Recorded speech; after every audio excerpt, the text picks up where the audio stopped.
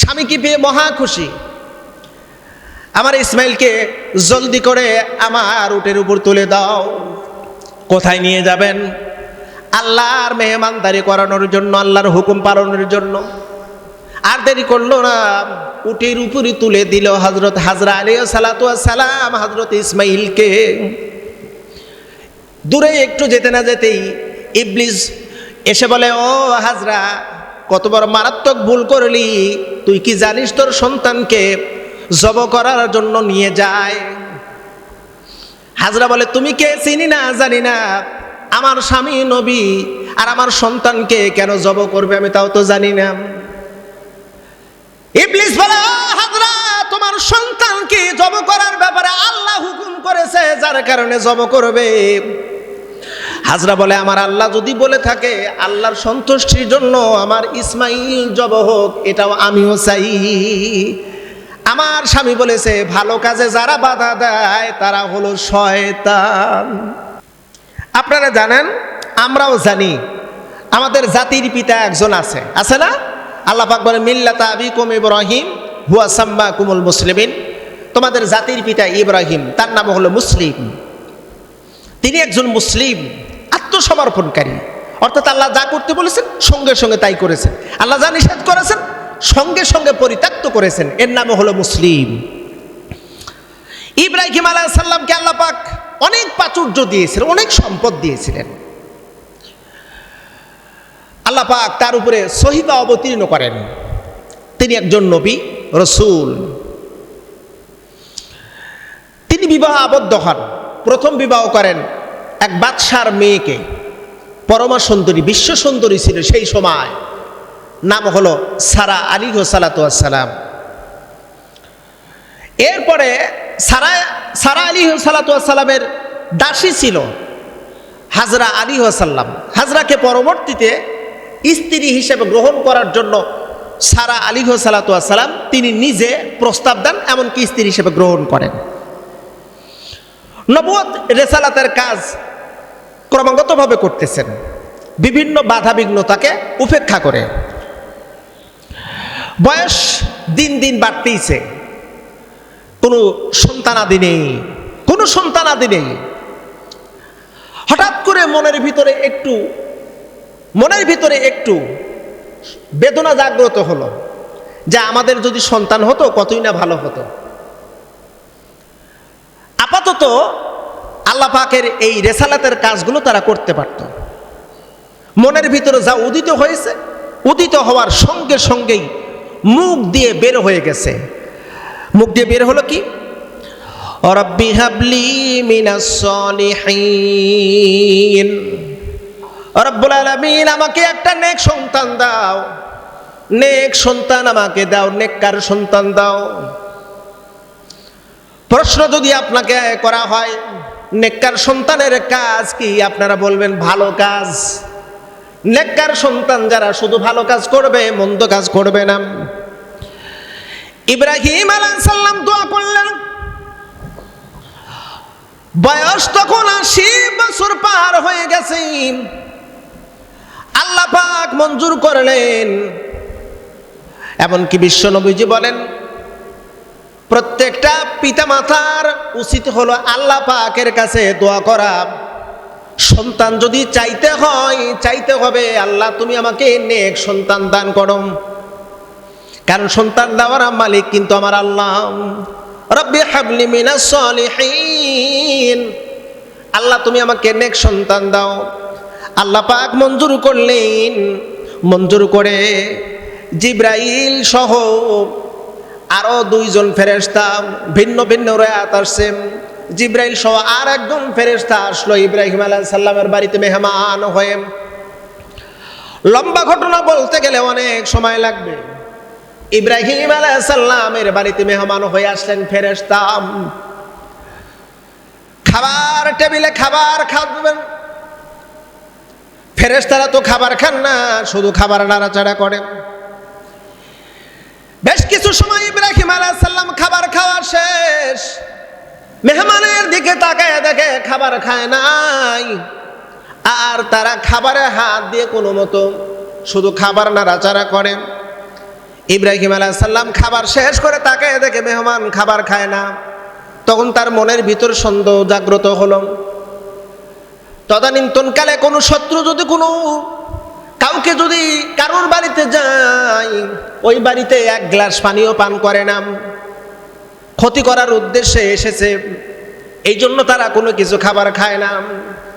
ইব্রাহিম নবী বললেন, আপনারা কারা গো? আমার মেহমান দাঁড়িতে হয়তো পছন্দ হয় নাই, আর কেনই বা খাবার খান নাই? দুইজন মেহমান ডাক দিয়ে বলে, ওগো ইব্রাহিম, আসলে আমরা সাধারণ কোনো মানুষ না, আমরা আল্লাহর দুইজন ফেরেশতা। আপনি দোয়া করেছিলেন, রব্বি হাবলি মিনাস সলিহিন, আল্লাহ আমাকে নেক সন্তান দাও। আমরা মানুষরূপী মেহমান হয়ে এসেছি। ইতিপূর্বে আপনি 7 দিন ধরা না খেয়েছিলেন, মেহমান স্যার আপনি খাবার খান নাই, যার কারণে আল্লাহ আমাদেরকে মানুষরূপে মেহমান করে আপনার বাড়িতে পাঠাইছে। ইব্রাহিম নবী গো, আল্লাহ আপনাকে সুসংবাদ দেয়, ফাবাশশারনাহু বিগুলামিন হালিম, আল্লাহ আপনাকে নেক সন্তান দান করবে। জোরে করেন একটু সুবহানাল্লাহ। আল্লাহ আপনাকে নেক সন্তান দান করবে। অপ্রিয় বন্ধুরা, অতঃপর হাজরা আলাইহিস সালাম গর্ভবতী হলেন, সন্তান ডেলিভারি হলো, একটা ছেলে সন্তান জন্ম নিল, তার নাম হলো ইসমাইল আলাইহিস সালাম। পরবর্তীতে 1 বছর অথবা 2 বছর পর সারা আলাইহিস সালামের গর্ভে সন্তান আসলো, সেই সন্তান জন্ম নিল ছেলে সন্তান, তার নাম হলো হযরত ইসহাক আলাইহিস সালাম। ইসমাইল আলাইহিস সালাম আর ইসহাক আলাইহিস সালাম, এই 2 ছেলে সন্তানের মাধ্যম দিয়া আল্লাহ পাক এই পৃথিবীতে যত নবী রাসূল পাঠাইছেন, ইসহাক আলাইহিস সালামের বংশে যতগুলো নবী রাসূল এসেছে তাদেরকে বলা হয় ইসরাইল, বানি ইসরাইল। ইসহাক আলাইহিস সালামের বংশধরের সবগুলো হলো নবী। ইসহাক আলাইহিস সালামের সন্তানের নাম হলো হযরত ইয়াকুব আলাইহিস সালাম, ইয়াকুব আলাইহিস সালামের সন্তানের নাম হযরত ইউসুফ আলাইহিস সালাম। ক্রমাগতভাবে বানি ইসরাইলের যত নবী রাসূল এসেছে সবগুলো হযরত ইসহাক আলাইহিস সালামের বংশে। ইসমাইল আলাইহিস সালামের বংশে শুধুই একটা নবী, আখিরি জামানার পয়গম্বর মুহাম্মদুর রাসূলুল্লাহ। জোরে বলুন সাল্লাল্লাহু আলাইহি ওয়াসাল্লাম। হযরত ইসমাইল যখন জন্ম নেয়, বৃদ্ধ বয়সে বাবা ডাক শুনবে কতই না আনন্দদায়ক। বৃদ্ধ বয়সে সন্তান নাই, বয়স্ক মানুষ সন্তান হয়েছে, ইসমাইলকে খুব আদর করে, ভালোবাসে, খুব ভালোবাসে। আল্লাহ পাক বললেন, ওগো ইব্রাহিম, আপনি আমাকে বেশি ভালোবাসেন নাকি আপনার সন্তানকে বেশি ভালোবাসেন? ইব্রাহিম আলাইহিস সালাম তো চমকে উঠলেন, রব্বুল আলামিন, আমি তো আপনাকে সবচেয়ে বেশি ভালোবাসি। এই পৃথিবীর যত কিছু আছে, আমার সন্তান সন্তানাদি, পৃথিবীর যত ঐশ্বর্য আছে, সবকিছুর চাইতে আমি আপনাকে ভালোবাসি। ভালো তো বাসতে হবে সবকিছুর চাইতে বেশি। কাকে বলুন তো? শোনা যায় না আমার কথা? জোরে বলতে হবে, কাকে বেশি ভালোবাসতে হবে? আমরা জানি ভালোবাসার, যাকে ভালোবাসা যায় তার সব কথা শোনা যায়, যাকে ভালোবাসা যায় না তাকে দেখতেও মন চায় না, ঠিক কি না? খুব কঠিন বিষয়। ভালোবাসার আরবি শব্দ হলো তুহিব্বুন, হুব্বুন। হুব্বুন মানে ভালোবাসা, আর ভালোবাসা হলো 3 প্রকার। যাকে বেশি ভালোবাসা যায় তার সব কথা শোনা যায়।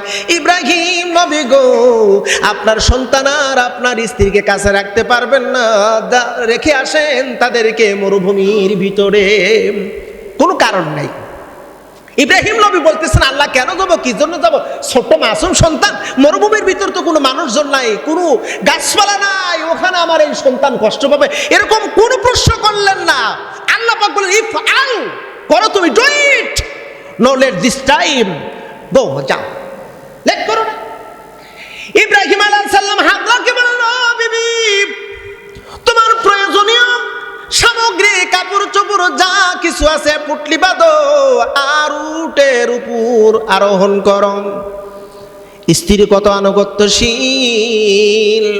বলতে দেরি পুটলি বেঁধে উটের উপরে উঠলেন। হযরত ইব্রাহিম আলাইহিস সালাম আরেকটা উটের উপর উঠলেন। সামনে উট হযরত ইব্রাহিম আলাইহিস সালামের, আর স্ত্রীর উট হলো পিছনে। আমাকে ফলো করো, আমাকে অনুসরণ করো। কিছু দূর যেতে না যেতে হযরত হাজরা আলাইহিস সালাতু ওয়াস সালাম বললেন, স্বামী কোথায় নিয়ে যান একটু বলবেন কি? এতক্ষণও জানে নাই, এতক্ষণও বলেও নাই। জোরে বলেন না একটু সুবহানাল্লাহ। এতক্ষণও জিজ্ঞেস করেন নাই কোথায় যাব, কোন জায়গায় যাব। স্বামী বলছে ওঠো, অনুসরণ করো। হযরত ইব্রাহিম আলাইহিস সালাম বলেন, বিবি আমার আল্লাহ আমাকে বলেছে তোমাকে আর আমার সন্তান ইসমাইলকে মরুভূমির ভিতর রেখে আসতে। আমি আল্লাহর হুকুম পালনের জন্য তোমাকে নিয়ে যাই।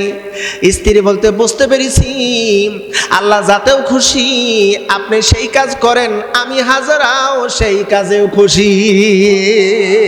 আল্লাহ যেহেতু বলেছে কোনো টেনশন নাই, নিয়ে চলে। মরুভূমির ভিতরে রেখে আসলাম। অপ্রিয় বন্ধু, হাজরা আলাইহিস সালাতু ওয়াস সালাম স্বামীকে শুধু এতটুকু বলেছে, ওগো স্বামী মশকে পানি আর সামান্য কিছু খেজুর, আমরা কি খাবো? এরপরে ইব্রাহিম নবী বললেন, অপেক্ষা করো গো, আল্লাহর বড় নিয়ামত আসবে। খেজুরগুলো হাতে নিলেন আর দোয়া করে, রব্বুল আলামিন আমার স্ত্রীর খেজুরের মধ্যে তুমি বরকত দিয়ে দাও। সুবহানাল্লাহ বলা যাবে না? খেজুরের মধ্যে হাত দিয়ে তিনি দোয়া করলেন। অনেক লম্বা কথা, সময় অনেকটা পার হয়ে গেছে। কোরআনুল কারীম আল্লাহ সুবহানাহু ওয়া তাআলা বললেন, অনেকটা সময় পার হয়ে গেল। ফালাম্মা বালাগা মাহু সাইআ, আল্লাহ পাক বললেন সন্তান বড় হয়ে গেছে, 12 বছর মতন করে 13 বছর হয়ে গেছে। স্বপ্নের মধ্যে আল্লাহ পাক দেখালেন, যদি এই স্বপ্নের ব্যাপারে তাফসীর রুহুল মানির মধ্যে উল্লেখ আছে, কয়েকদিন কয়েকবার ইব্রাহিম আলাইহিস সালামকে স্বপ্ন দেখাইছে। নবী রাজার স্বপ্ন দেখে সব কিন্তু ওহী, নবী রাজার স্বপ্ন দেখে সব হলো ওহী। ইব্রাহিম আলাইহিস সালাম স্বপ্ন দেখলেন। স্বপ্ন দেখার পরে আর দেরি করলেন না, সোজা মরুভূমির দিকে চলে আসলেন। হাজরা আলাইহিস সালাতু ওয়াস সালামের সঙ্গে দীর্ঘ প্রায় 10 থেকে 12 বছর পর সাক্ষাৎ। স্বামীকে পেয়ে মহা খুশি। আমার ইসমাইলকে জলদি করে আমার উটের উপর তুলে দাও। কোথায় নিয়ে যাবেন? আল্লাহর মেহমানদারি করানোর জন্য, আল্লাহর হুকুম পালনের জন্য। আর দেরি করলো না, উটের উপরে তুলে দিল হযরত হাজরা আলাইহিস সালাতু ওয়াস সালাম হযরত ইসমাইলকে। দূরে একটু যেতে না যেতেই ইবলিস এসে বলে, ও হাজরা কত বড় মারাত্মক ভুল করলি, তুই কি জানিস তোর সন্তানকে জবাই করার জন্য নিয়ে যায়? হাজরা বলে, তুমি কে? চিনি না, জানি না। আমার স্বামী নবী, আর আমার সন্তানকে কেন জবাই করবে আমি তাও তো জানি না। ইবলিস বলে, ও হাজরা তোমার সন্তানকে জবাই করার ব্যাপারে আল্লাহ হুকুম করেছে, যার কারণে জবাই করবে। হাজরা বলে, আমার আল্লাহ যদি বলে থাকে আল্লাহর সন্তুষ্টির জন্য আমার ইসমাইল জবাই হোক, এটাও আমিও চাই। আমার স্বামী বলেছে ভালো কাজে যারা বাধা দেয় তারা হলো শয়তান। ভালো কাজে যারা বাধা দেয় তারা কি? বলতে কষ্ট হচ্ছে তাই না? ভালো কাজে যারা বাধা দেয় তারা কি? শয়তান। তুমি নিঃসন্দেহে শয়তান। কাছে ছিল পাথর, ঢেল মারছে। ইবলিসের টার্গেট হলো ইব্রাহিম যেন আল্লাহর এই ওয়াদা যেন পূরণ করতে না পারে।